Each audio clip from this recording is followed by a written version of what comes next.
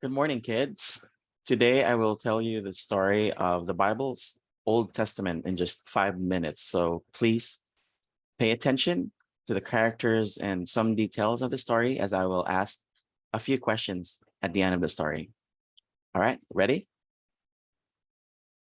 All right, let's let the story begin.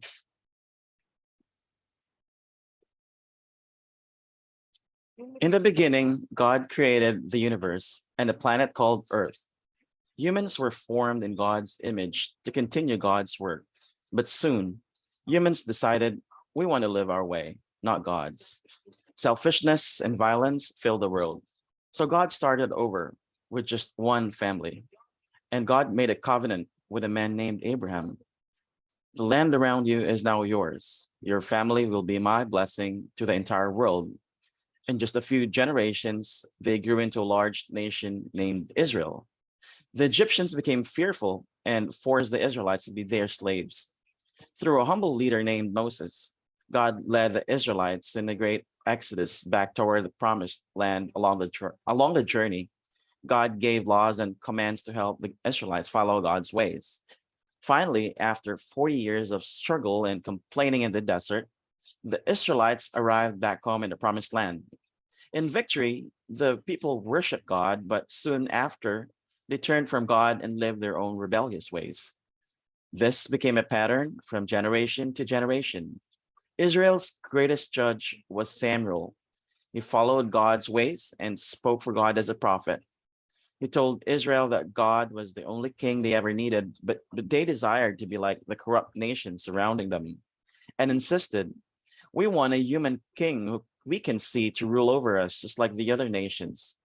So Samuel found a man named Saul to be Israel's first king.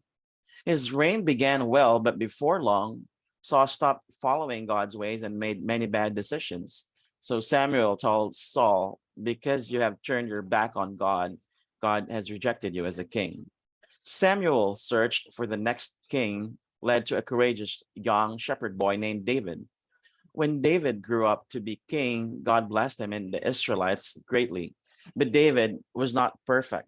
He had an affair with a married woman and committed a murder to cover it up.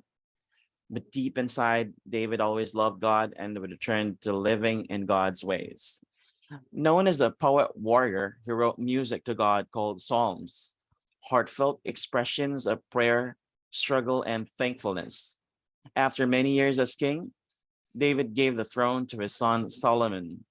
God also told David, one day, one of your descendants will rule with a kingdom that will never end.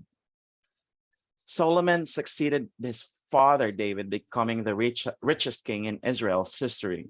Full of God's wisdom, Solomon wrote books like Proverbs and built a magnificent temple of permanent tabernacle, reminding people of God's continual presence. But Solomon strayed from God, marrying corrupt wives who led him into worshiping false gods. Civil war broke out, dividing the country in a northern kingdom called Israel and a southern kingdom called Judah.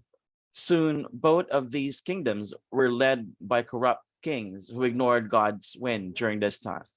During this time, prophets were sent as messengers calling the Israelites to return to God. They warned of the destructive consequences ahead. The prophet Elijah, a wild and rugged man, showed up false prophets by calling on God to give an awesome display of fire. The prophet Elijah followed him, bringing a boy back to life by causing him to sneeze. These prophets challenged the Israelites and their kings to return to God's better ways, but the Israelites would not listen. Distracted their own rebellion, other nations swept in and conquered both of the kingdoms of Israel and Judah. God's people were forced out of the promised land, and many were taken away to be slaves once again. The temple was destroyed, and the people lost everything. This was a time called the exile, where many of the Israelites, now called Jews, were scattered across different lands. One prophet named Daniel was sent to a city named Babylon. The law demanded that everyone pray only to the king of Babylon, but Daniel refused and prayed to God 3 times a day. So Daniel was thrown into a pit of hungry lions, but God closed the mouths of the lions, and Daniel emerged the next morning without a scratch. Though scattered, God was still watching over the Jewish people, and God gave them hope. Speaking through the prophet Jeremiah's words, I'll make a new covenant with the people of Israel, returning them to the promised land and filling their hearts and minds with my ways. 60 years later, this hope was realized. The Persian Empire freed the Jewish people to return to their promised land. A small number have gathered back in the capital city of Jerusalem, and a new, smaller temple was built under the leadership of Israel. Reunited, they celebrated and shouted with joy, but the elders wept in remembrance of what was lost. Prophets like Malachi and Isaiah pointed to the future and a coming king, a Messiah, one who would fully restore Israel and bring a new kingdom of peace. So the Jewish people waited and hoped, and God would not speak through the prophets again for 400 years. All right. As I said earlier, I'm going to ask a few questions. So are you ready for these questions? These are just easy questions. All right, the first question is, this man's family grew into a great nation called Israel. To whom did God make a covenant after the great flood? Let me repeat the question. This man's family grew into a great nation called Israel. To whom did God make a covenant after the great flood? His name starts with the letter A.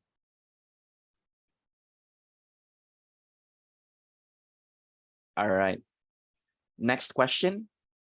Who was Israel's first king who later stopped following God's ways and made many bad decisions?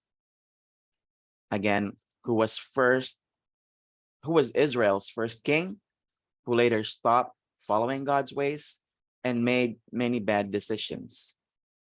His name starts with the letter S.